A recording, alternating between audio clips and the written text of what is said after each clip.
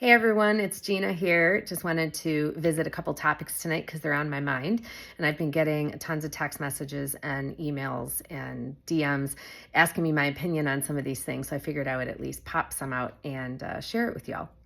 So, in the world of gymnastics, there's difficulty and there's execution. There's D scores and there's E scores. And we have a lot of people that are getting hurt and being injured, and overuse injuries are on everybody's minds. And we had 3 knee injuries today, which was day 1 of the men's, juniors, and the afternoon seniors at night, and a couple ankle tweaks, and a lot of people who are really landing short. And these are all fun gymnastics terms, but in general, it just means that we might be doing some skills that are a little harder and that are pushing the envelope. Now, one part of that is that in order for us to stay relevant with China, Japan, everything else, we do have to stay relevant. If we don't have high enough D scores, it doesn't matter how much and how well you execute something.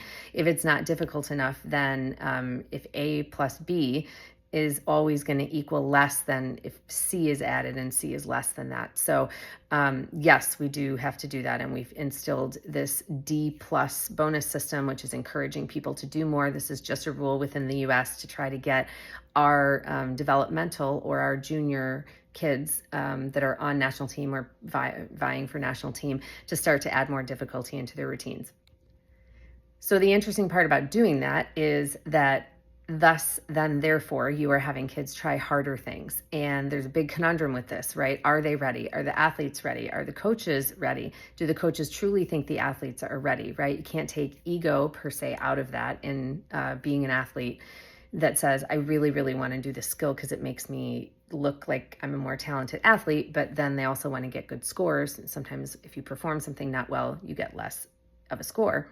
Then there's the coach's ego in that it's always cool to say you had the first kid that did a triple off rings or triple pike off high bar, or we're elevating the game and doing 2 triple backs on floor. And doubles used to be popular and now it's triples. And just like in skating, triples used to be the thing and now it's quads, right? So at what point in time, though, is your curve, right? Your continuum of this isn't scary enough, it's not hard enough, it's not interesting, go to you're being innovative in the sport, to the return on investment and your risk reward is just off. We can talk about all the fancy terms: angular velocity, angular momentum, rotational velocity, takeoff, ground reaction forces, your absorption when you actually land, how quickly you have to then slow down this new speed, quote unquote, that you have in the air. But push comes to shove. Here's the thing, right? There's only so much that can be done to be blocking harder. You could be in the air 1.2 seconds from vault block to landing, 1.4 seconds, 1.7 seconds.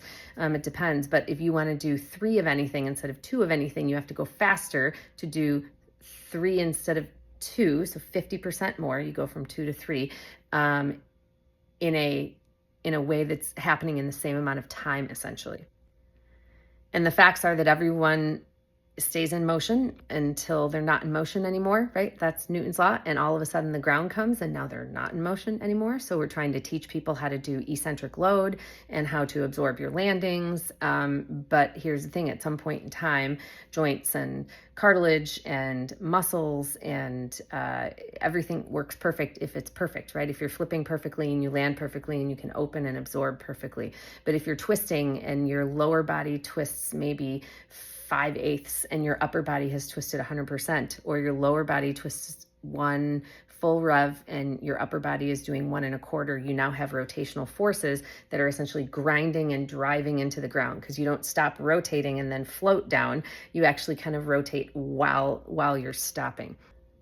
So we have lots of things like ACLs and MCLs and meniscus. We have ankles that are not happy, like your talar dome, subtalar joint compression, Achilles tears, etc., from repetitively landing short because we're trying skills on hard surfaces in order to get to compete them, to get to make world's teams and to up your difficulty level and to get you in the mix of actually being on a national team. Silly to say, but we are less than 3 years out from trials. Everyone has to be ready probably in 2 years with the skills they're going to have. 2.5 years, they have to be competing them pretty full. If some kids are competing them already 1.5 years from now, and they can get some world experience. So as much as it seems like Paris was just yesterday, although it was a year ago, we're really kind of cutting it short again for the quad. Which brings me to a little talk on deadlines, right? So deadlines are good, and you want to say you have to have these skills by X, or you have to have these completed by Y. But at some point in time, you also have to weigh in that if you're pushing too hard to get a skill, is it better to just do good execution instead of risking injury, which will set you back for a great amount of time?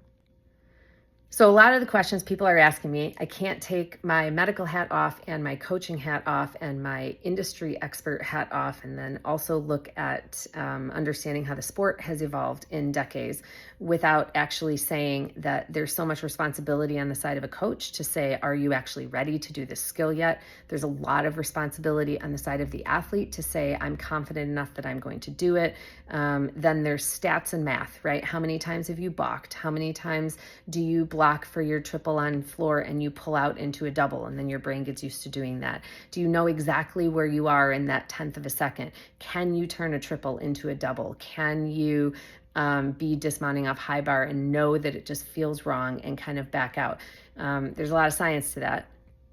One of the things is this feed forward mechanism, where it talks about how the body is actually anticipating 1, 2, 3, 4, 5 steps and sequential steps and algorithmic steps in order that the body, the computer, has already done an if this, then that, then. And if you stop in the middle of it, things still go, right? If you push enter 5 times on a computer that's kind of stuck, as soon as it goes one time, it's not just going to do that. The other ones are going to follow, even if it's 5 minutes later, because the command has already been given to the body. So it's really difficult when you're in the middle of something to understand where you are, and if you're 5 feet less high in the air, or if you think you're going to be in the air for 0.2 seconds less, is it worth taking one flip out and trying to bail? But the momentum that you've created, the block on the vault, the flipping speed, if you will, that you've created, if you've created that and you've already started that from the board to the vault before you're in the air, it's really hard to not have that momentum or to slow it down. Sometimes we can do what's called popping open, and sometimes you see people do that on floor. Well, they'll do a round off back handspring, super big, like round off back handspring layout, just to get the set right and to see how their ankles feel and see how the floor feels on podium, etc. But you're only setting and not initiating the flipping or the twisting, right? So as soon as you initiate the flip and the twist, or you pull your arms in to change that angular velocity and momentum, all the science behind it, that's really difficult to kind of back out of. A couple of articles that I want to kind of send you to. They're going to be posted down, linked to this, but I did an awesome little article on the physics of Simone years ago through Inside Gymnastics. And then I also wrote The Layer of Fear, which also talks about how fear in gymnastics is much different. Like doing a triple turn is difficult, but you're not going to hurt yourself if you don't make it. Doing a Lucan or doing a Kovacs on high bar is difficult and scary. So that's a very interesting kind of layer to consider. We also talked a lot about the points value and the valuation of skills, A, B, C, D, E, F, G, etc. And for Simone's double-double off of beam, her dismount, and then the triple-double on floor, and how rewarding people for doing well and being innovative is very important in the sport. But at some point in time, is it only you that should be doing that if you are prepared? Is it the coach that should be saying this is a little bit out of your league? Are we making headway in the sport at separating the great from the good? Or are we just encouraging people to maybe have a greater risk of injury because we're doing some skills that might be pushing boundaries maybe a little bit too much, A, for your body and its preparedness, B, for the timeline that's been set forth for you that you either are ready for or have to play catch up to, and C, for the human body in general, and what sort of forces and traction forces the ACL and meniscus and cartilage and bones can actually take over time.